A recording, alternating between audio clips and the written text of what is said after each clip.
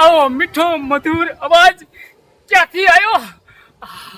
મારી જિંદગીમાં પહેલા વેલા મીઠો મધુર અવાજ સાંભળવા મળ્યો.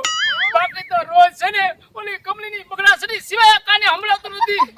ઓ કમાજી તમે બોલ્યા?